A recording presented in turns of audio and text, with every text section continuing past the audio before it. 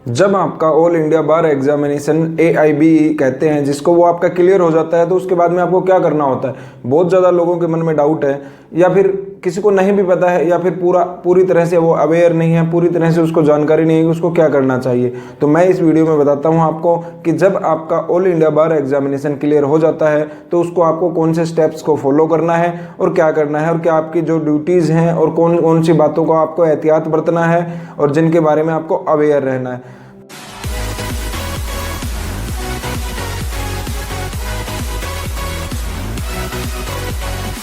तो नमस्कार दोस्तों, मैं एडवोकेट निर्मल सिंह स्वागत करता हूं आपका द लीगल स्पिरिट चैनल पर। तो दोस्तों, जैसे ही आपका AIBE का रिजल्ट आता है, आपको अपना रिजल्ट देखना है और उसमें ना तो आपके मार्क्स आते हैं, ना रैंक आती है, ना ही आपको ये पता चलता है कि आपने क्या स्कोर किया है। उसमें सिर्फ क्वालिफाई या डिसक्वालीफाई लिखा हुआ होता है। तो जो बंदे क्वालिफाई कर जाते हैं तो उसके बाद में दूसरा स्टेप होता है कि अब उन्हें आगे COP लेना होता है। तो वो कहाँ से लेंगे? तो जैसे ही आपका रिजल्ट क्लियर हो जाता है, उसके बाद में बार काउंसिल ऑफ इंडिया आपके स्टेट बार काउंसिल को आपका सर्टिफिकेट भेज देता है, जो बार काउंसिल इश्यू करता है कि आपने AIBE क्लियर किया है उसके पर्पज़ के लिए। फिर बार काउंसिल ऑफ इंडिया आपके स्टेट बार काउंसिल को ये सर्टिफिकेट भेज देता है, तो आप वहाँ से भी लेके आ सकते हैं। तो जब आप ऑनलाइन डाउनलोड कर लेते हैं तो आपको मिल जाता है और आप प्रिंट आउट ले लेते हैं। और अगर आप ये अपने स्टेट बार काउंसिल में जाके और वहाँ से लेना होता है, क्योंकि आपको वहाँ से COP भी लेना होता है, क्योंकि आपने जो एडवोकेट के लिए आपने जो एनरोलमेंट कराया था वो सिर्फ 2 साल के लिए है। तो उसके बाद में आपको परमानेंट चाहिए होता है, तो उसके लिए आपको COP लेना होता है, जो AIBE क्लियर करने के बाद ही मिलता है। तो जैसे ही आप अपने स्टेट बार काउंसिल में जाते हैं तो वहाँ पे आप अपना एनरोलमेंट सर्टिफिकेट, अपना ID कार्ड लेके जाते हैं और अपने फ़ोटोज़ लेके जाते हैं। और एक मिनिमम सा अमाउंट होता है फ़ीस, जो 500 रुपये या हर स्टेट में अलग अलग होता है, तो इतना ही होता है, ज़्यादा कुछ होता नहीं है।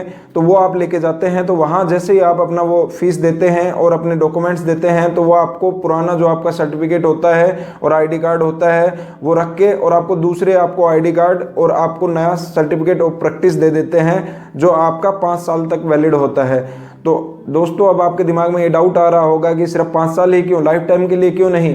तो आपको ऐसा नहीं है कि 5 साल के लिए उसके बाद में दोबारा से AIBE देना होगा। दोबारा आपको AIBE नहीं देना होगा, आपका वो लाइफ टाइम के लिए ही है। कि बस ये है कि बहुत सारे एडवोकेट्स ऐसे होते हैं जो 5 साल के बाद में प्रैक्टिस नहीं करते हैं, तो उनको ये करना होगा कि 5 साल के बाद में दोबारा से आपके स्टेट बार काउंसिल में जाके बताना होगा कि मैं प्रैक्टिस कर रहा हूँ as an advocate in bar council, जो भी आपका डिस्ट्रिक्ट में कर रहे हैं या फिर हाई कोर्ट में कर रहे हैं, तो वो बताना होगा।